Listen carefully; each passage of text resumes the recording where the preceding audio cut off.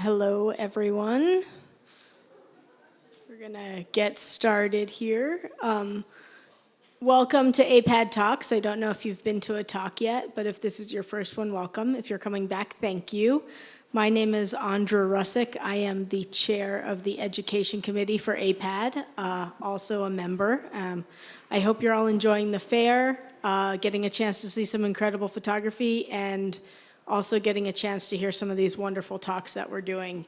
This talk this afternoon is on the art of the Photobook, which I'm very excited about. And we have an exceptional panel this afternoon. We have with us Kris Graves from KGP Monolith. Hi. Thank you. Caleb Cain Marcus of Luminosity Lab. Andrew Sanigar of Thames and Hudson. Hello.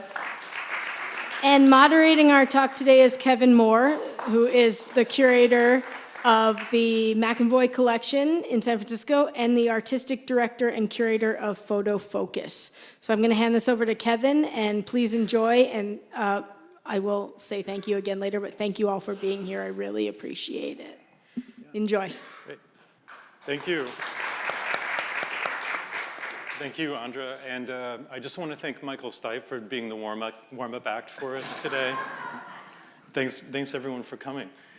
We're each going to sort of present for a few minutes work that we've done just as a way of kind of introducing you to who we are and what we do. And since I am not a book publisher or an artist, either one, I'm a curator and a writer, I get to be the moderator. But I do have a long history and relationship with photography books. How do I click? Oh, that. So I have a PhD in art history from Princeton. I had a kind of golden pedigree in terms of photography because Princeton has a great photography collection, has been a long time known as a great kind of education institution for photography. In fact, Peter Bunnell, my advisor at Princeton, was one of the first academic appointments of photography as an art history subject. And so I've worked with publishers for books, exhibitions. I often write intros to exhibition catalogs, maybe 50 or so books I've worked on in my time. But I'm just showing here a couple of early examples of things I did. I've worked with academic publishers such as Princeton University Press, my first book on Jacques-Henri Lartigue, where with that apparatus of the university press, you have, editors, and you have a lot of support, at least in those days. This was published in 2004. A lot of support in terms of editing, marketing, design, and fortunately I was able to sort of offer input into the design, and I was surprised at publishing that first book that there was so much sort of attention to kind of what I wanted and how the book could be realized in terms of what the book was about. Here on the screen you have where is the screen, by the way? It's like, whoa, it's like, on the screen you have the first edition, which was that square format. And then the French edition, which Clément Charroux, edited as part of his series for Textuel. On the right, a book called Starburst, which was the exhibition catalog for a show I did in Cincinnati at the Art Museum in Cincinnati in 2009, which is how I got to know the group, the crowd in Cincinnati, and is now why I'm the artistic director of FotoFocus, which is an organization that's been around about 14 years. That book's published by Hatya Kantz, and again, a lot of control over the design and choosing the other authors for the book, and then the full sort of treatment in terms of editing and things like that. I say that because a lot of books you work on don't have that apparatus. Often you turn in a manuscript and it just gets printed. So often what I've done in years since for European publishers often, I mean, publishing has changed a lot in 20 years. I have my own editor who goes over the essay for me. I do have sometimes say in the design of the book. The Roe Etheridge book you see here, which was an exhibition catalog for a show in Cincinnati, that was an artist design book. Roe Etheridge himself essentially chose the cover format. The interior, I wrote the essay and was the curator of the exhibition. I bring that up because also often it feels good that the book is very different from the exhibition. You don't want necessarily the book to be a sort of weak, sort of leftover or a kind of send-off of the exhibition experience. You want the book to be its own object and its own artwork. That book was very much that way. In fact, the title was different. The show was called Nearest Neighbor. The book is called Neighbors. He liked this slippage between the show and the book being slightly different things. They had different content even. The book on the right is a show I did at the Contemporary Art Center a couple of years ago called On the Line, Documents of Risk and Faith. I did that show with Makeda Best. And we chose a kind of off-Broadway publisher, this guy, Jason Coxfold, who is now in Portland, Oregon, Gnomic Book, if you know it. And he was great to work with because this was a show about performance art, and it had a lot of film and video in it, hard to represent in a volume. So he was very good at figuring out ways to help us express these different bodies of work. I think it was something like 18 artists in different layouts and different, we wanted the book to feel like a field guide.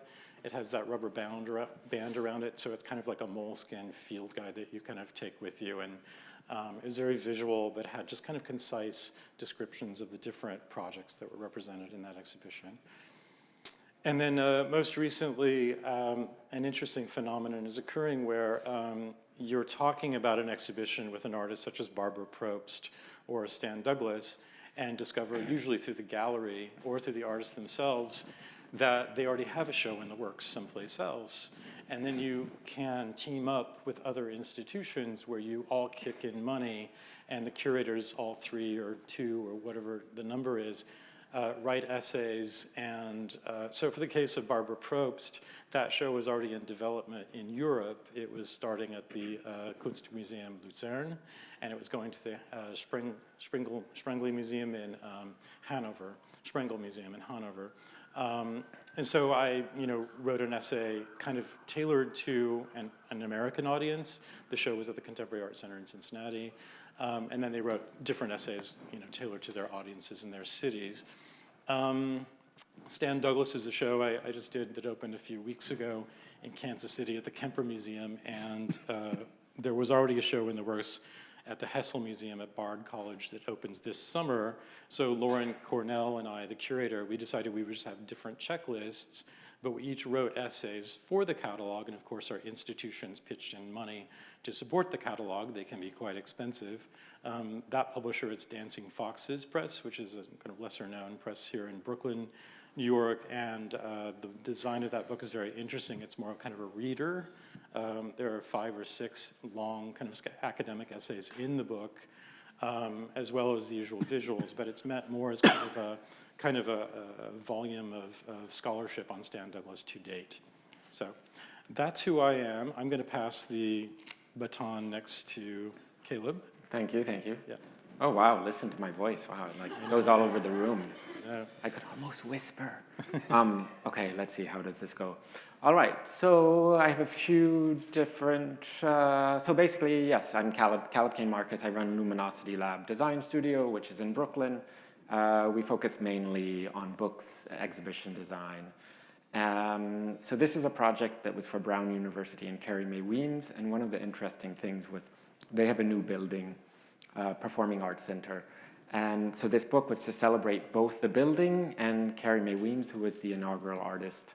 And the building, which was designed by Rex Architects, had 5 different interior configurations, this is like hydraulics underneath. And so how do we reflect this in a book? And whenever there's the opportunity to try to break the medium, it's always fun.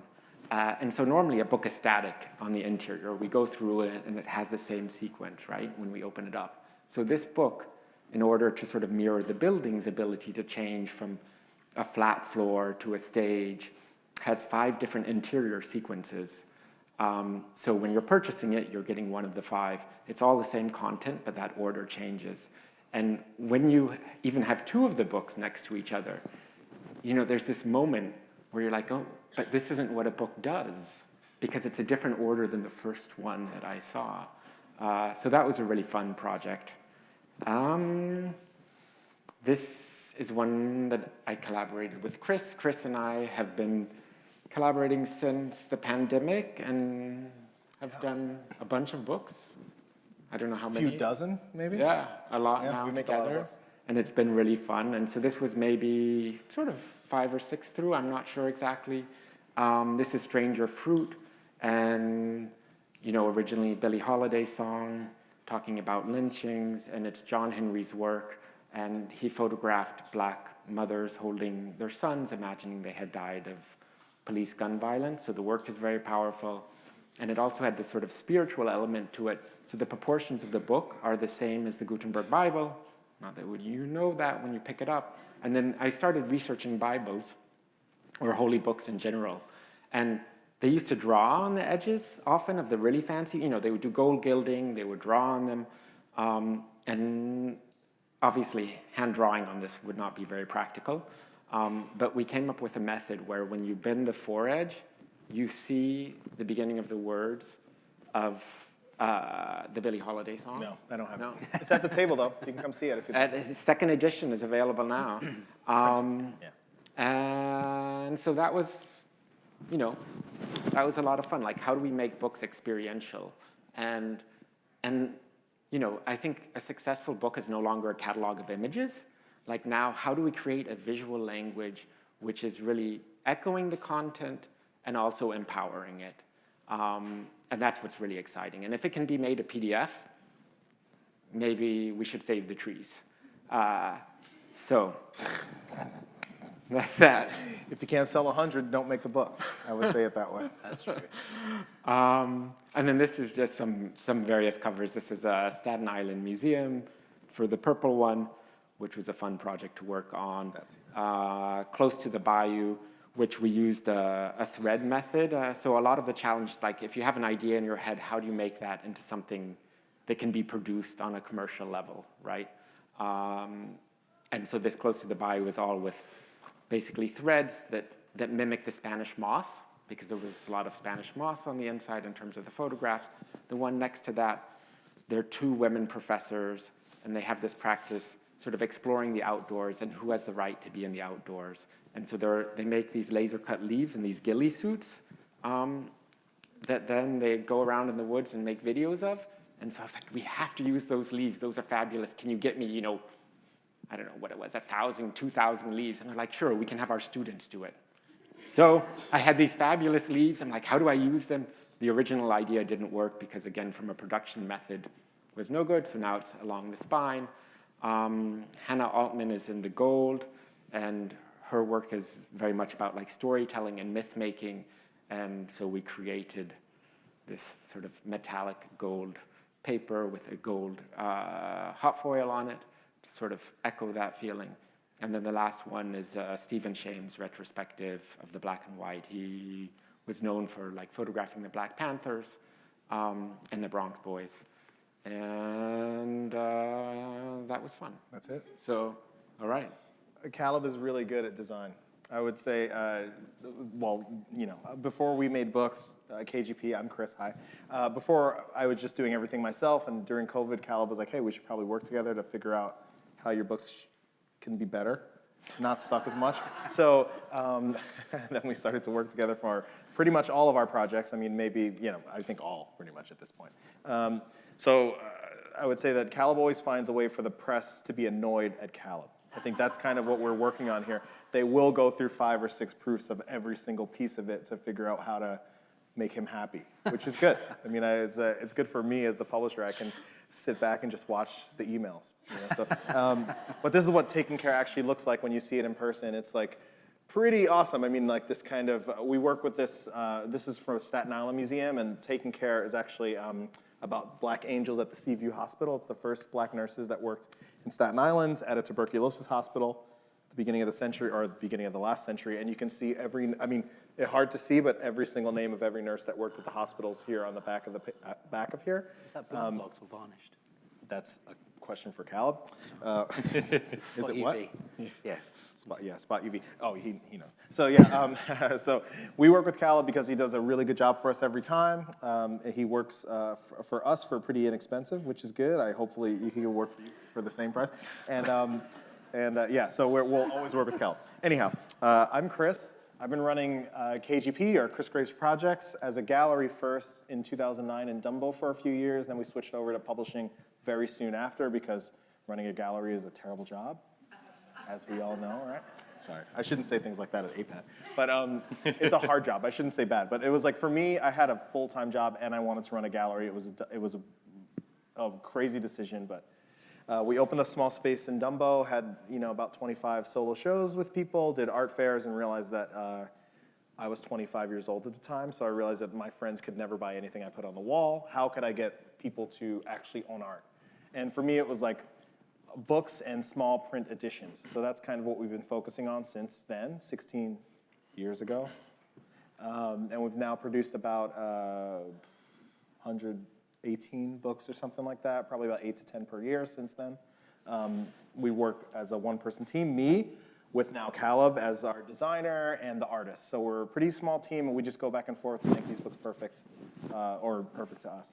So what you see here is the top row is, what I'll say is we focus on small books because they're affordable to produce and affordable to ship, affordable to buy. All that is really helpful for us because we just don't, photo books cost a lot of money, and we try to keep our books well under $40. And I think that that's a price point that most photo books can't hit just because it's way expensive to make them. I mean, whenever we make a large book, I feel like, oh my God, I'm doing this again. And we do it all the time. I mean, I still feel like that every time we make one. But the small books are good for us. So the top row is called RNC DNC. I went out to the RNC and the DNC to photograph the street, what the streets look like there. You can see these on the table. Everything here you can see on our table in the back of the fair. So we make smallies, and those look like this. Now, we've figured out over the years that this is a good size for books, this height, right? So for us, small books are important. The height we get is 9.5 or lower, 9.5 inches, and then 6.7 or 6.8 inches wide for most of our books. And that keeps it really affordable to make a lot of books. So what you see on the top is like these two RNC DNC books. I talk a lot about numbers because I think it's really important.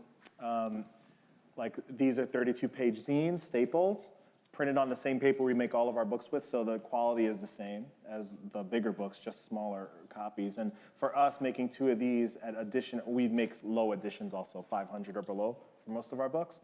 These are edition of 300 because I didn't know if I could sell any of them. So, 300, I think it's about $2,000, $2,500 to make this, right? So for us, we don't have to make so much money back, it'll come. Like if we sell 100 copies at $25 or whatever, then we can make our money back. So for us, that's a really good deal because we can sell them for $20 or something like that, so it's good. The bottom row, we worked with the Museum of the City of New York. I don't know if Sean's here. Hello, Sean, if you're in the crowd.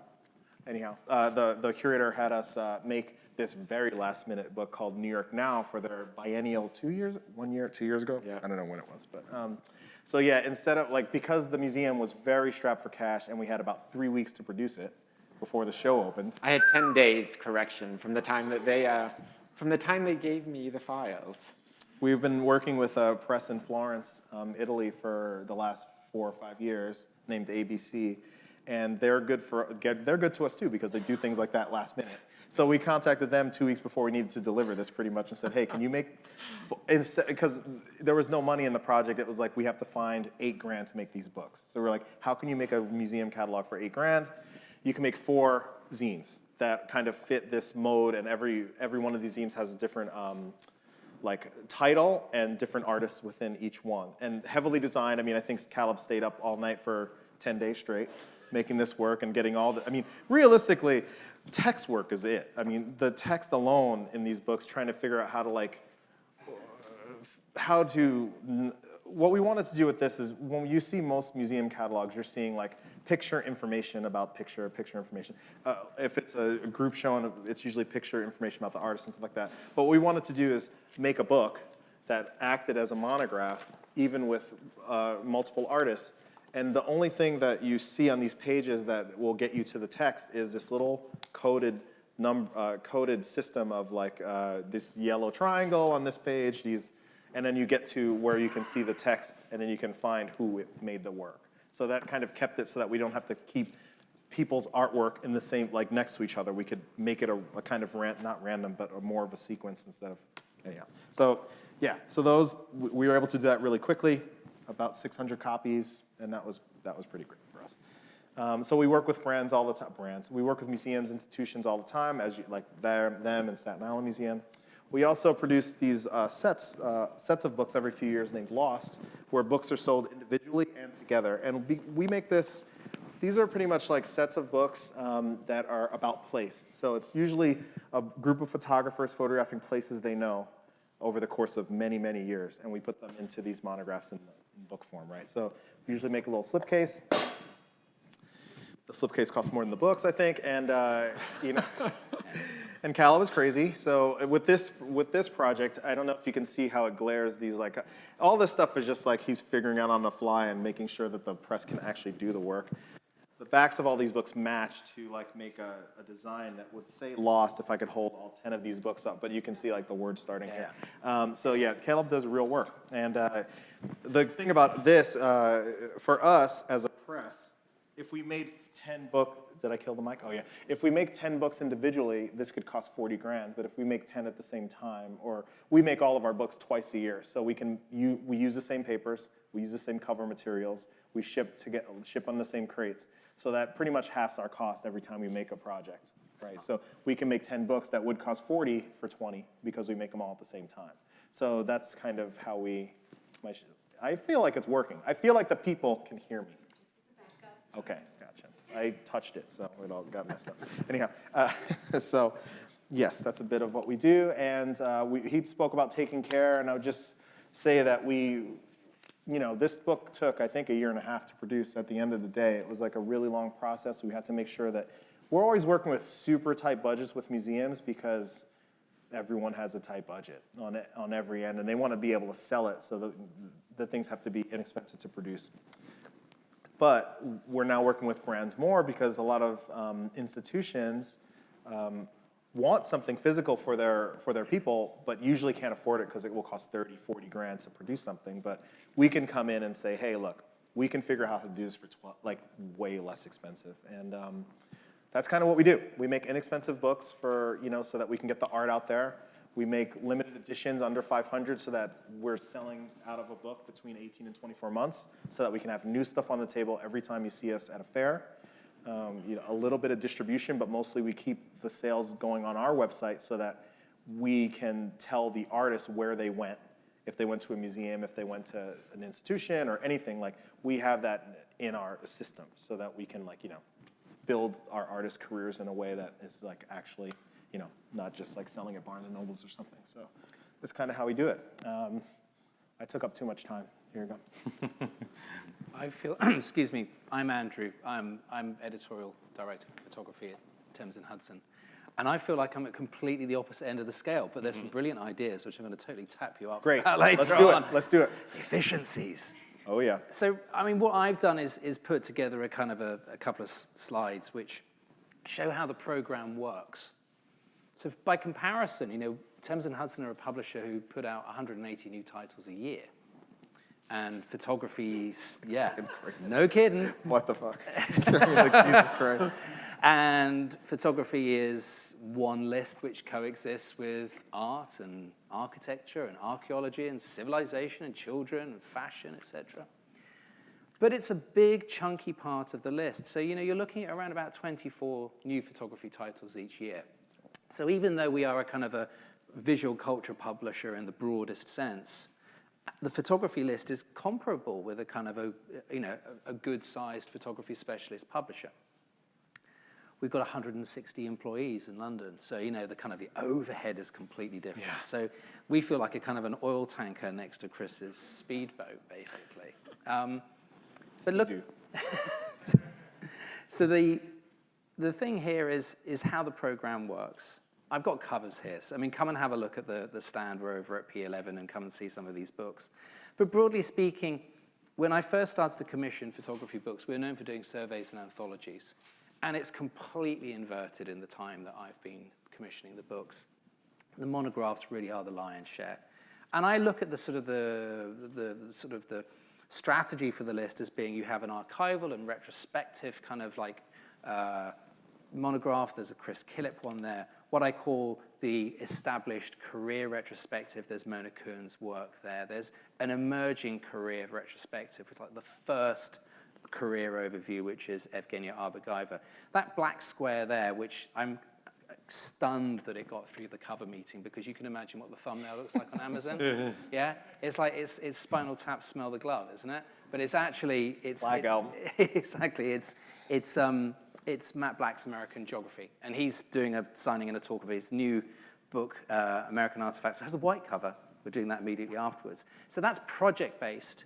But then when you look into the survey, something really interesting happens. Gone are the days when you can just sort of say we can do a kind of a thematic survey on anything, because it's like, well, who cares? Why this book now? And if you can't prove that, you're lost.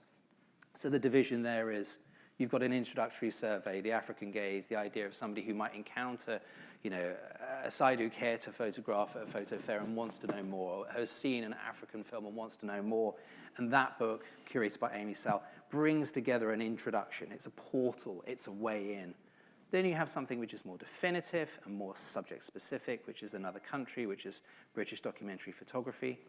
Then you have the contemporary survey, which is Natalie Hirschdorfer's Body. Then you have something which is very sort of trade-friendly. This is your kind of your Barnes & Noble, your kind of your pop photography audience, which is a vital part of it, which is Why We Photograph Animals, which is a history of wildlife photography. Then we have the kind of the really sort of heavy-hitting kind of academic focus, which is Collaboration, which is an extraordinary book involving over 100 contributors and lots of moving parts. And then the kind of the group collection and anthology, which is Magnum Streetwise. There's also practical and lifestyle. There's things you can kind of pick up on trends as well, whether it's retro cameras, or whether it's Polaroid, the missing manual, whether it's the mindful photographer. So there is this thing about we're very interested in audiences, and it's quite a little bit of audience research that we've done, sort of looking at kind of audiences in the UK, is what we don't find is that you don't find photography audiences who are photography adjacent. That's to say that they're really into music, but they're sort of interested in photography. If they're buying photography books, they're creating photographs, they're creating work, they're active. Which kind of slightly, when I saw the results of that, sort of rather wrong-footed me, because I would have thought, okay, there's going to be a world out there of kind of people who are interested. But no, they're really into it. And then there's missing elements. The work is never complete. There's stuff to be done on, whether it's kind of a new practical series, whether it's something about collecting, whether it's something about critical thinking.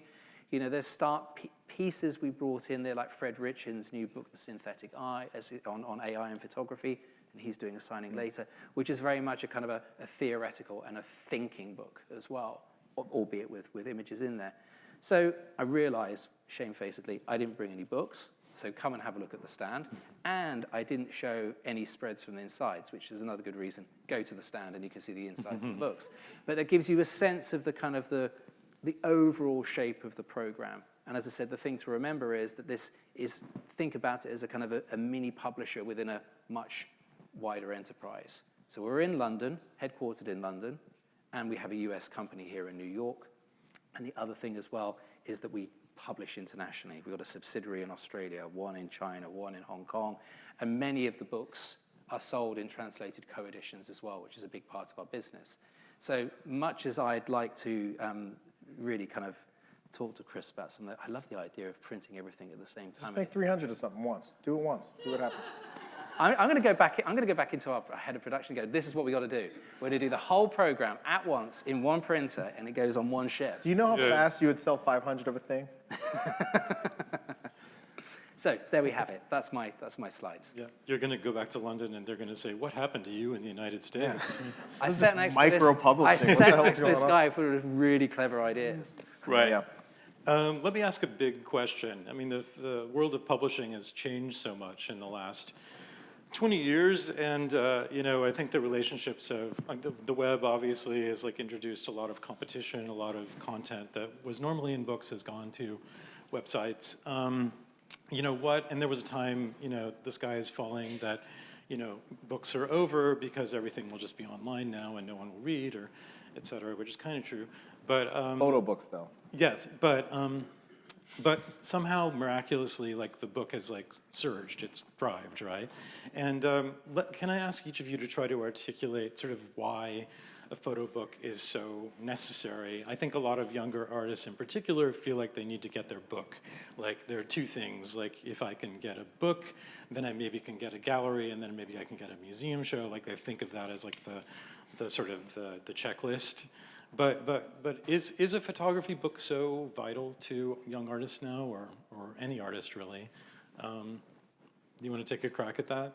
Can you articulate like the importance of a book, of what you do essentially? Yeah, absolutely. I mean, I think the book is probably the most important medium for a photographer, still in this day and age. And as I was saying a little bit before, like it used to be a catalog of images was fine for a book. Now they're becoming more experiential, and so thus we can't do that in the digital realm in the same way. Mm-hmm. They're tactile, and they're these objects, and they become an experience. And if we can make books that are experiences, then they're taking people away from their everyday world, and we're world building, right? And that's what ideally a book does. In terms of for the photographers' careers, you know, in the age of Instagram where we scroll so much and like probably by the next day we don't even remember what we saw, a photo book can stay with us for a year, for 5 years, for 10 years.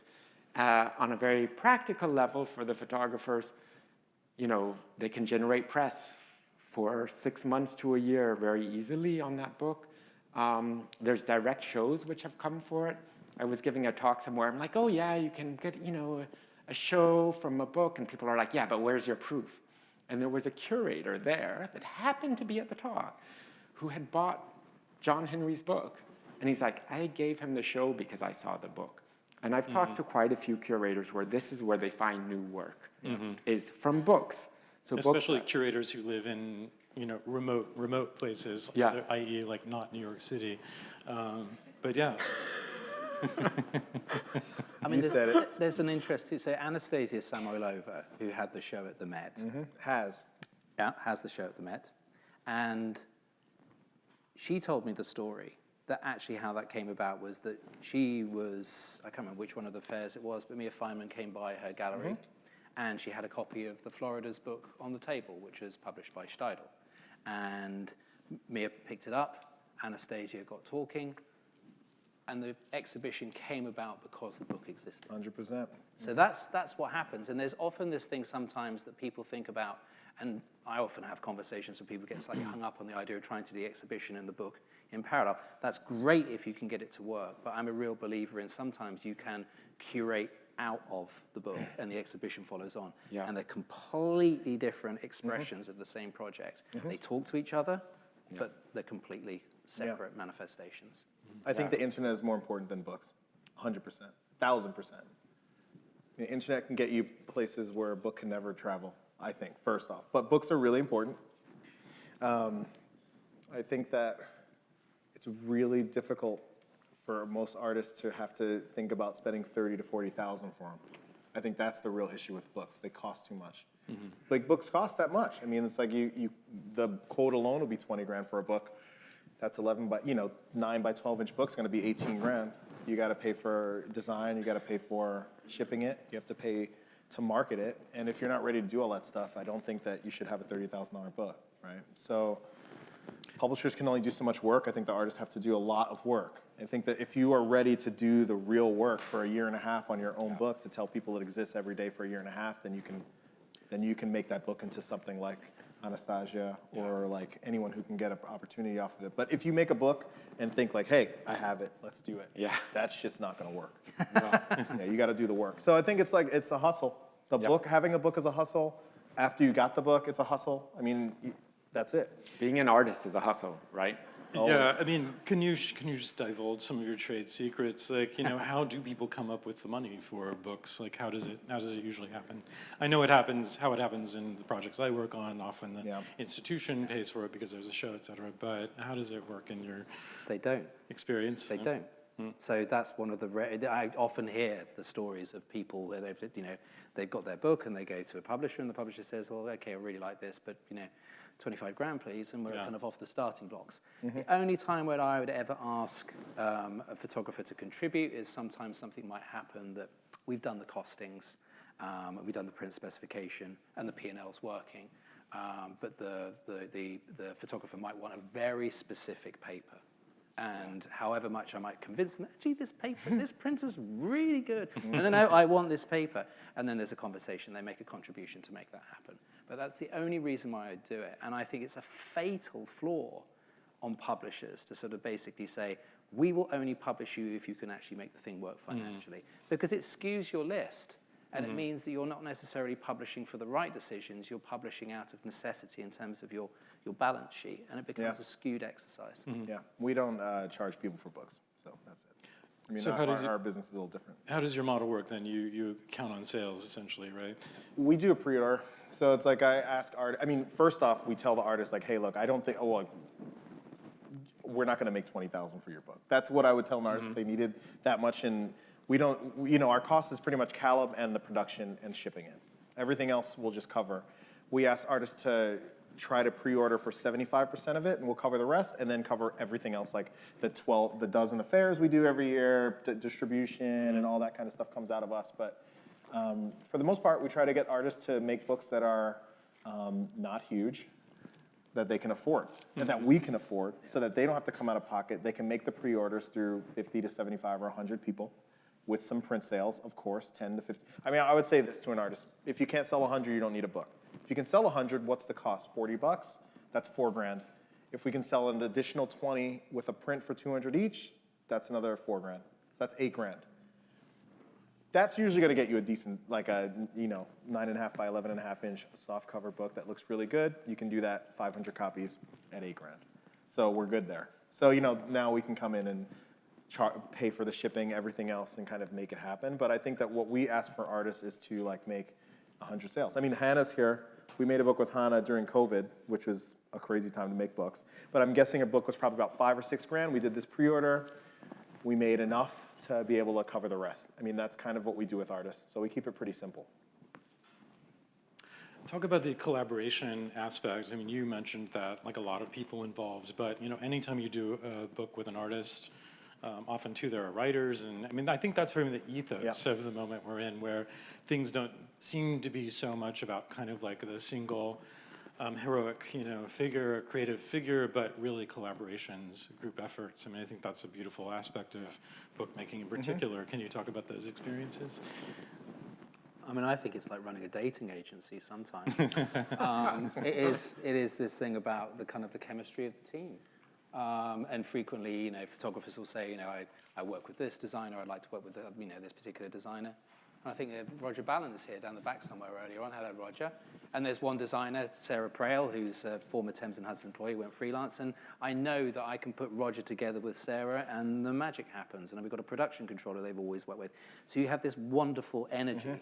I think frequently where things go wrong, or not on my list, but I've seen it happen in other places, is where you have that kind of disconnection between the kind of the designer's role in all of this is crucial, absolutely crucial, because that's where the making meaning happens.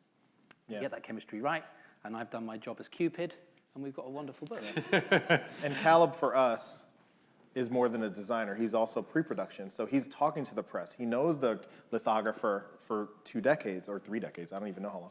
How old are you? Anyway, but he knows the people as part of the team. He can talk to them in a way that I don't even know how to talk to the press. So he's doing way more than just putting design on book. He's actually making sure that design works on the printed page at the end of the project. So it's a whole lot more. I mean, it's just, he does a lot of free work is what I'll say. Caleb, your books have a very distinctive aesthetic to me, and I think that feels very current in a way, but how much do you sort of absorb what the artist is wanting or the institution is wanting for the design of the book? Or do they come to you because they want sort of a Caleb Marcus, brand publication? Yeah, I mean, actually, I don't see my books as having a particular aesthetic. I feel like some designers, you go to them and you know what you're going to get. For my books, the ones that I've worked on, I don't know what I'm going to get at the end, and I think that's the best way. So you take the collaboration. It's really got to be a good collaboration in order to produce a beautiful book, ideally. And it only takes, if you have one good idea for a book, that's lucky. I mean, not nice design, all of this, good typography, but really an idea. So for Brown University, it was switching those folios and figuring out how to do that from a production standpoint, which drove the binder crazy. But if you have one naysayer, that idea is gone, and it will like never come back. And so that's why the collaboration is so People essential. who sort of support and encourage each other versus, Exactly. Do you ever, all three of you, do you ever talk to an artist or an institution who comes to you with a project and you just say, this is really great, but I'm not the designer for you, or I'm not the publisher for you, and feel like, there's a sort of a better place for that to exist? For sure. I mean, I think there's just a no. Like, you're like, sometimes you just don't want to work on a project, really. I mean, it's like all about, like, for us, we deal with projects that are about culture, current culture, like how to change that. And we don't want to be documentary, we don't want to be conceptual, we want to be in between somewhere, fall in that, like, that gray area, and that is what we do, personally, so. Yeah. And I think you have two things. You have projects which aren't a fit for the list, but there are, as always, they're the right publisher out there for that particular project. But then there's the consideration of, there has to be a print run to make the project work, which, given the scale of our enterprise, has to be considerably higher than what we've been talking about. We can do anything. So that that means that either that person has to go elsewhere. I mean, we also have a thing. We have a platform called Volume, which is a Thames and Hudson crowd-funded platform as well. So there are ways in which projects can come through that way, but inevitably it depends on the artist and the photographer having a really substantial kind of social media following and an audience who they know are out there. Yep. Let's talk about approachability, because I think, I know there are a lot of artists in this room, and the idea of how you sort of talk to a potential publisher about doing a book is about as or as scary as talking to a gallery about showing your work or something like that. And you are on the receiving end of that. So would you have any advice to people about sort of how to go about sort of getting a project or work in front of you? Do you like to receive it as an email anonymously? Do you need to kind of know the person a bit? Do you do interactions in the art world that lead to projects? Like, how does it normally kind of happen? And if someone here were wanting to sort of pitch a project or something, like, what would be the best scenario for both them and you in experiencing that pitch? Yeah, how? Don't be afraid. Okay, rule number one, don't bite. I would just say, just keep it on point. I mean, some people sort of say, oh, I've already done my layout, and I've done something in Blurb, or I've got a PDF. Fine, send that to me, I'll have a look at it. That's not a problem. But equally, if you've got a really strong idea, it's an idea of like title, subtitle, positioning statement. What is it? Who is it for? Why do they want or need it? I've got a kind of a little kind of checklist of things which are kind of I'm always looking for. A selection of work, it doesn't have to be extensive. You can sort of send a kind of a sample of 12 images, 20 images. You don't have to send the entire thing. But if the idea is compelling, and if you kind of like tease me a little bit, then I'll come and ask for more. So don't feel you have to kind of set out your stall completely. But equally, if you've done a PDF, I mean, is it possibly sort of like, killing the, like a buzz killer if they come to you and it's already completely mocked up in form? No, not at all. I mean, it's You're just going to break it apart. No, not necessarily. I did a little workshop on this the other day. So over on the stand, we've got Peter Van Ackmel's Look at the USA. And that came about through just going to a Magnum AGM meeting, and I was working with Peter on another project, which wasn't of his own work. He was working on the Magnum America project, and he said, fancy going for a beer? I'm thinking, yeah, sure, let's go for a beer. Lo and behold, out of the bag comes a 1,000-page book. Awesome. And it was terrific. And, it was, broadly speaking, the same concept as the book in its final form, but the kind of the editing process to get it down to approximately 1/3 of that extent was where but it's the same size. Yeah. It has the same way in which the images and the text and the kind of the quotes and the idea that, we decided at the beginning is that because of the, insanity of war, you're no more knowledgeable or better off at the end of the book than you are at the beginning. It's a kind of a senseless narrative. And at the same time, you could drop in and sort of what's going on here. So he had done all of the work, but he'd slightly overworked it. And he admitted it. He said, I know this is too long. Yeah. And when That's I said usual. it needs to be I think 320 that's pages, he sort of got slightly I mean, upset. is the artist book something that might be like out of your purview? Like the artist book, is that something that probably could do and like craft themselves, or is it something that you could realize as? It sounds like the one you just spoke of is more or less an artist book that just became sort of a big house I think publication. it's then sort of rendering a form of it which makes it reproducible at scale, but equally there are things we've done on fairly small print runs which inevitably end up being high priced, which have aspects of what you might call an artist's book. Mm-hmm. We have like no scale problems. I mean, really, it's if you email me, you can email me a PDF, which I think you shouldn't email PDFs anymore. I think that's like a no-no, but email a PDF or send me, links are hard too. I mean, it's hard to get the things, it's hard to get this and not know you're gonna get scammed. I mean, especially when you're getting a lot of requests every day, but I would say I would love to see 20 or 30 images to start. I'm not gonna click on anything. I will go straight to your website, like by typing it in Google or going to your Instagram to see if I even need to look at the book, first off, because PDFs are dangerous. And if you're a real human, then maybe I'll open the PDF. And now it's like a conversation where you do fit or you do not. And if you do, then it's like, you sent me this work that you thought was good, and now I'm gonna ask you for 1,000 photographs so that I can actually figure out How to make the book. Yeah. what is good. What it could be. And then, because, I think artists can't choose their own work for the most part, I would say that that's, always have other people look at your work before you send it to publishers. I think having 10 to 15 people that you send your work to as your friends to say like, these are like, and you'll see right away which images at the end of the day, what work is not as strong as the others, I think for the most part, so that comes apparent when you talk to people before you talk to a publisher. So then you go down, you get 1,000 pictures, you get it back down to 50, and then you fight for a few weeks or months until it goes up or down from there, and then you have a product or a project. Then you sequence it. I mean, I think sequencing is last, actually. Picking the images, then. I mean, there is an interesting thing of how people frequently don't do their homework. So they haven't really looked at the kind of the program. They haven't looked at the books that we publish and have misunderstood quite what it is that we've got in terms of the shape and look and feel of the list. And there's another thing as well. Sometimes people sort of say, okay, you did book X. Well, I've got book Y, and it's quite like book X. So you did that, so therefore you want more of it. Yeah. Which is what no publisher in their right mind would put out a competing title, even if it's by a different photographer. Yeah. Or I get ones where, I mean, I've frequently said this in workshops, your portfolio is not your book. So just having a collection of photographs is not good enough. Mm-hmm.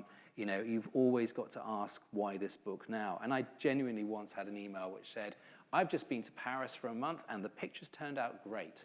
and that was the pitch. Mm-hmm. To which I thought, going to steal that title. I'm going to use that one day.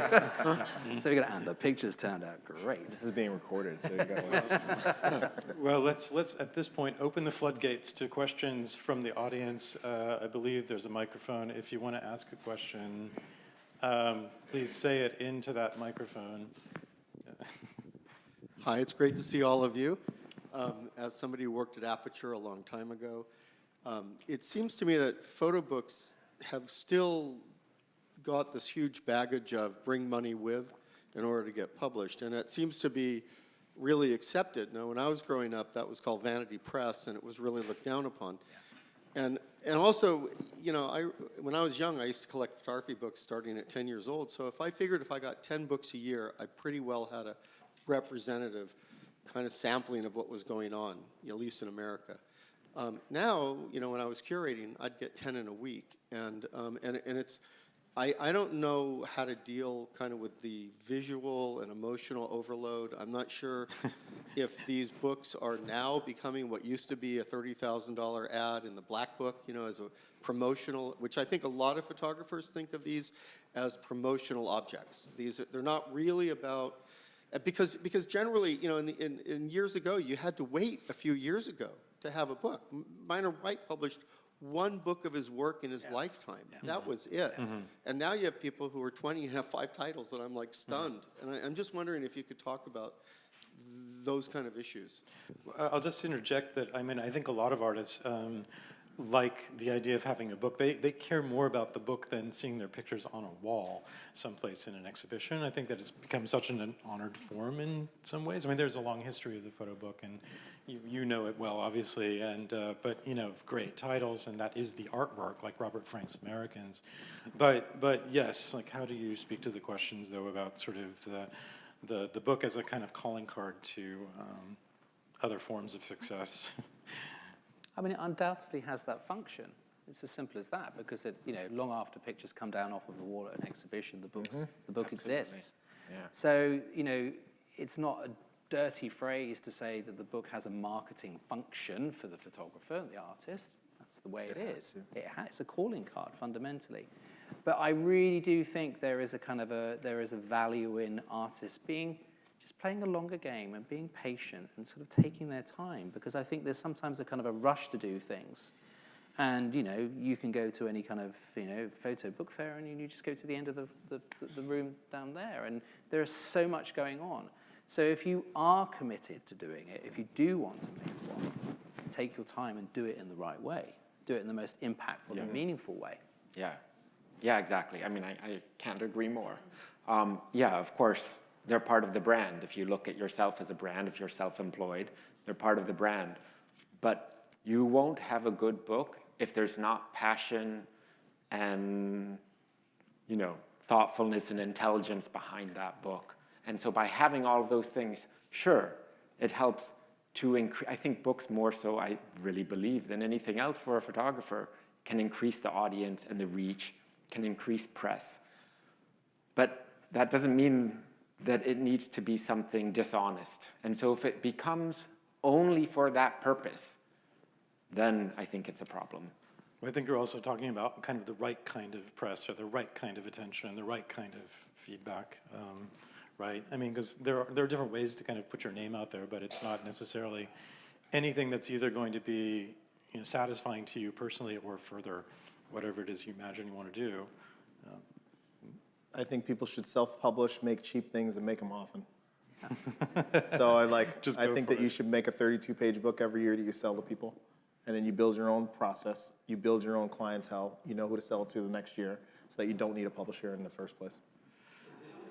That's a fair point. I do generally think it's good to be less constipated about like output. I know people are so worried about like whatever they're working on, when they release it, how they release it. They hold on to it for so long. And Dude. I think most creative people just kind of need to kind of let it flow. Because if you have a book for 12, I mean, we know people that have definitely worked on their project for 25 years trying to make a book. And I'm like, where's the new work? Yeah, by the time, yeah. Like, have you not made work in 25 years because you're trying to make this book? Or are we going to, like, you know, for real, like, the artists out there making new good work all the time. They can make a new good book every 2 years, 3 years. So if they can keep doing that and you wait 20 years, what does that do for you? Now, I mean, there's a lot of answers to that question, but the main answer is the other people get...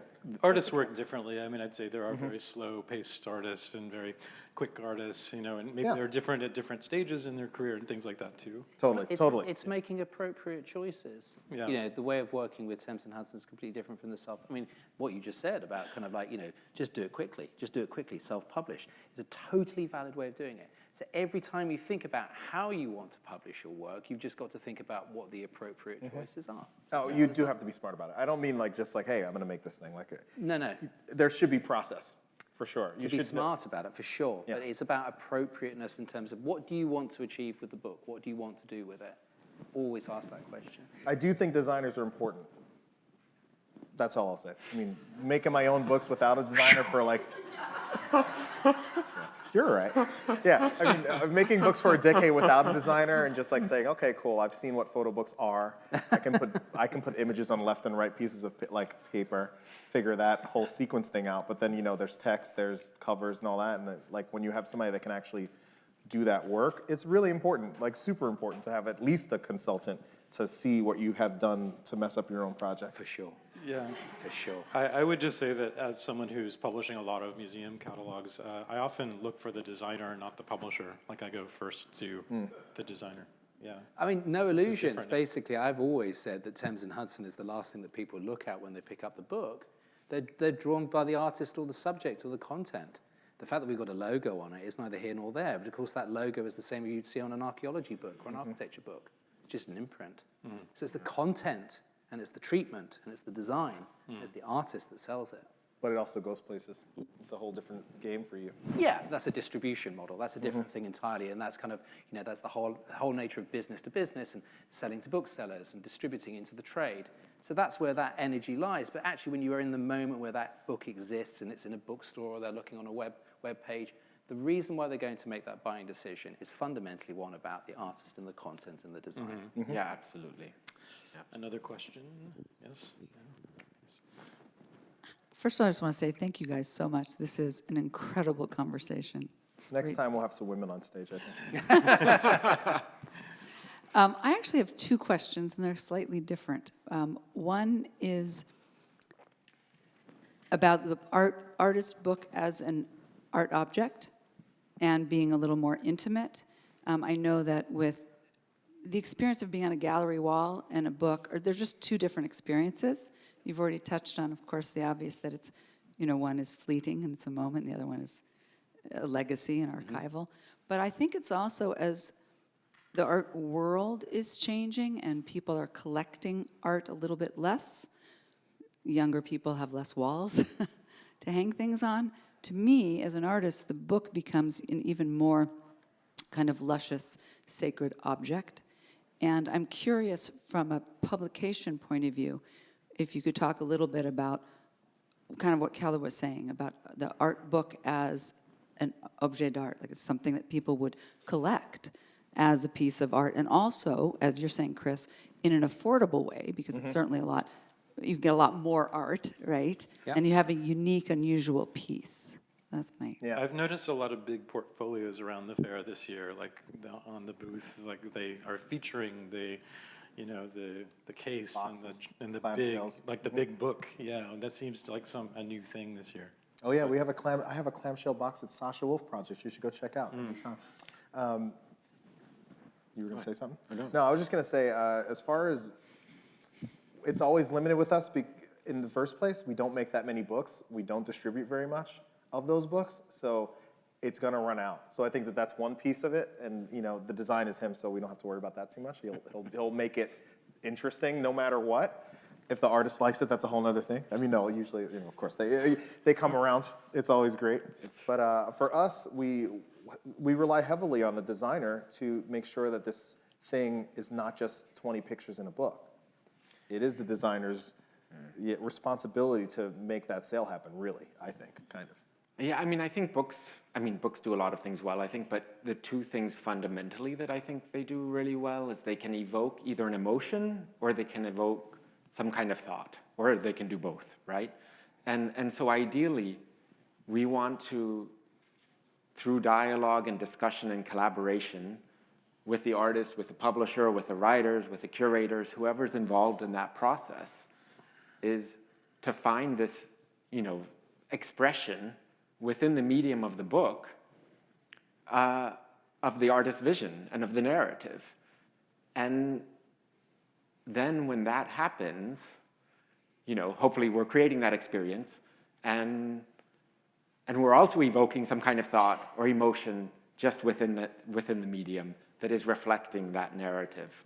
And then we have a cover that, does that, and it's also evoking some curiosity, because if we don't have the curiosity to open the book, we can't engage with the content, and we don't even know if we like the photographs inside. So, the cover needs to be a distillation and an essence of the interior, as well as creating some kind of curiosity so that we engage with that medium. Yeah, and for us, we include images on almost all of our covers. It could be small or big, but we know from our crowd of people that will spend $40 or less on a book that usually having a little image on that cover will have somebody at least stop to look at it.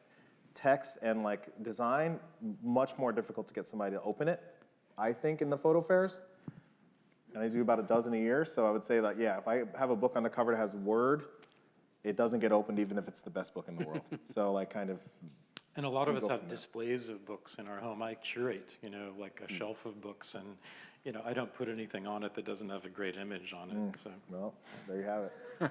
I think let's wrap up there unless there's one urgent question. One more good question. Yeah, Thanks for only these questions. good questions, yes. Maybe some rapid fire shit or something. Challenge someone. Well, guys, this has been absolutely wonderful. And don't have a question, I really have a comment. I collect books for a university. It's a gift I give to them. And I've created a photo collection for them. And the interesting thing is that this university has many first in their family to go to college students. And while, yes, Kris, the internet, you can see so many things, when you're a student learning, you're awash with so much stuff. And then they go in the library. And we have made this photo book collection so tactily attractive that what happens, and they have said this to me, and it just really gets me because I love books anyway, because I love libraries. But the photo book collection, what happens is they will be scanning, looking for a particular photographer, say, that they found on the internet, but then their eye jumps because this book cover caught their attention, and they learn of another photographer they never knew of. Books, I hope and believe, will always be with us because we need that tactile connection. And you never know when you're in a library what is going to appeal to you, what's going to present itself to you. And it deepens that student's connectivity with the photography, with the book, the beautiful design, and then, of course, the powerful images in the book. So thank you very much for what you Thanks. do. Thank you. Kris, we have a big collection of your work. Hey, you're the best. That's a great point to end on. Thank you, everybody.